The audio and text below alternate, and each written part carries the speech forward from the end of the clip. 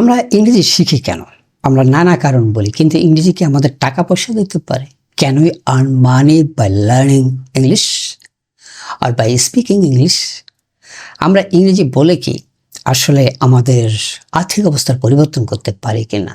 Especially in South Asian countries, that is very much possible that you can change your career, you can uplift your career, you can upgrade your career if you know good level of English. আজকাল আপনি যদি বহুজাতিক company, বড় company, ভালো চাকরি বলতে যা বুঝে, সেখানে আসলে কি লাগে? সেখানে আসলে ইংরেজি লাগে। You have to face interviews in English and you have to communicate in English, right? তাহলে ভালো চাকরি পাওয়ার এখন একটা পূর্ব শর্তই হয়ে পড়েছে whether you know English or not.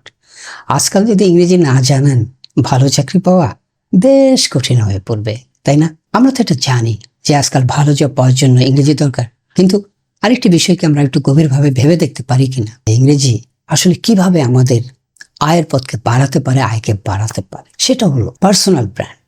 এই সাউথ এশিয়া আপনি যদি ইংরেজি বলতে পারেন, লোকে আপনাকে এক্সট্রা ভ্যালু দেয়। আপনি অনেক কিছু জানেন, suppose you know presentation well or you know how to present well, কিন্তু সেটা যদি আপনি ইংরেজিতে করেন, ভ্যালু চেঞ্জ হয়ে যায়। আপনি যদি ভালো ইংরেজি বলতে পারেন, সবাই আপনাকে সংস্থায় চিনবে।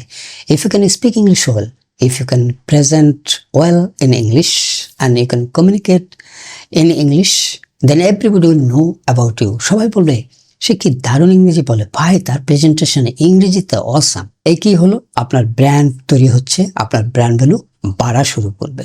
ইংরেজি বাংলাদেশ সহ এই সাউথ এশিয়ায় ব্র্যান্ড ভ্যালু বাড়ায়। এখন এটা বাড়লে আপনার সুবিধা রাখে, সেটা যদি আমরা জানি। এটার অনেক সুবিধা আছে, দুটো সুবিধা বলি।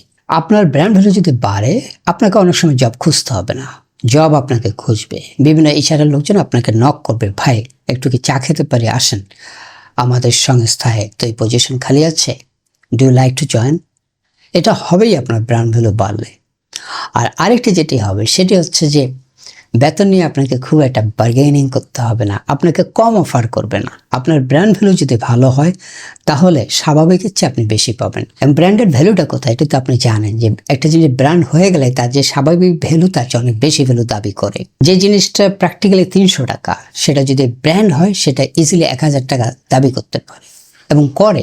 আমার এখানে চা আছে বা কফি আছে, এই কফিটা যদি ব্র্যান্ডের হয় এক রকমের দাম, নন ব্র্যান্ড হলে আরেক রকমের দাম। সুতরাং স্বাভাবিকের চেয়ে যদি বেশি আয় করতে চান, you have to improve your personal brand value, and one of the key factors of increasing the brand value, that is English.